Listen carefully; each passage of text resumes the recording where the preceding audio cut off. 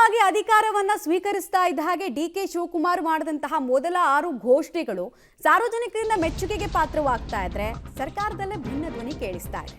ಯಾರದ್ದು ಆ ಧ್ವನಿ? ಡೀಟೇಲ್ಸ್ ಕೊಡ್ತೀನಿ.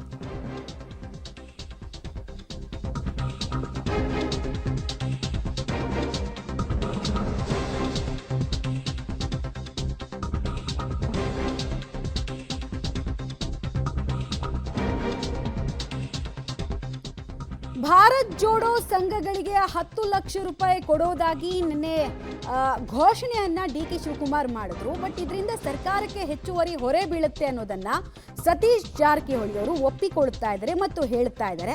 ನಿನ್ನೆಯ ನಿರ್ಧಾರಗಳು ಆರ್ಥಿಕ ಹೊರೆ ಆಗಿದ್ರು, ಜನರಿಗೆ ಅನುಕೂಲ ಆಗುತ್ತೆ, ಬಟ್ ಬರ್ಡನ್ ಬೀಳೋದಂತೂ ನಿಶ್ಚಿತ ಅಂತಿದ್ದಾರೆ.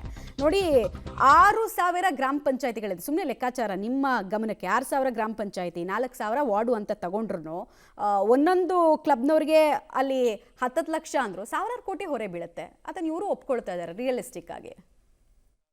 ಅಷ್ಟು ಆರ್ಥಿಕತೆ ಹೊಣೆ ಆಗುವಂಥ ಯಾವುದಿಲ್ಲ. ಆದರೆ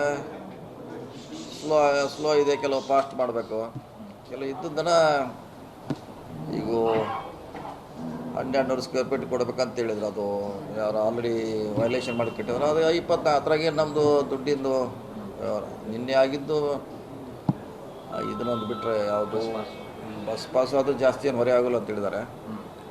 ಅದು ಬಿಟ್ಟರೆ ನೆಕ್ಸ್ಟ್ ನಮ್ಮದು ಭಾರತ್ ಜೋಡೋ ಅದು ಮಾತ್ರ ಆಗ್ಬೋದು, ಅದನ್ನು ಅಡ್ಜಸ್ಟ್ ಮಾಡ್ಬೋದು, ಅದೇನು ತೊಂದರೆ ಇಲ್ಲ ಸರ್ಕಾರಕ್ಕೆ. ಅದು ಬಿಟ್ಟರೆ ಮಿಕ್ಕಿದೆಲ್ಲ ಫೈನಾನ್ಷಿಯಲಿ ಇಂಪ್ಲಿಕೇಶನ್ ಯಾವುದೂ ಇಲ್ಲ, ಅಲ್ಲೇ ಅಡ್ಜಸ್ಟ್ ಮಾಡ್ಬೋದಿಲ್ಲ.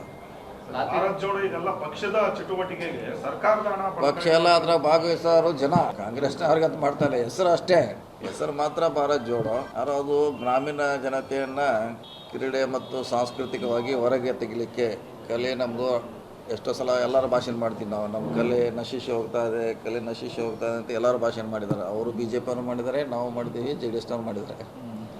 ಅದನ್ನು ಗಮನದಲ್ಲಿಟ್ಟು ಹೆಸರು ಅಷ್ಟೇ ಇದು. ಇದ್ರ ಮುಖಾಂತರ ಅಲ್ಲಿ ಕ್ರೀಡಾ ಚಟುವಟಿಕೆ, ಹಾಡು, ಡೊಳ್ಳು ಇರ್ಬೋದು, ಕುಣಿತ ಇರ್ಬೋದು, ಬೇರೆ ಬೇರೆ ಮಂಗಳೂರಿಗೆ ಹೋದರೆ ಯಕ್ಷಗಾನ, ಅಲ್ಲಿ ಇರುವಂಥ ಕಂಬಳ, ಆಯಾ ಪ್ರಾಂತದಲ್ಲಿ ಒಂದೊಂದು ಇದೆ. ನಮ್ಮ ಕಡೆ ಹೋದರೆ ಗೀಗಿ ಪದ ಬೇರೆ ಬೇರೆ ಇದೆ, ಅವೆಲ್ಲ ನಶಿಸಿ ಹೋಗ್ತಾ ಇದೆ.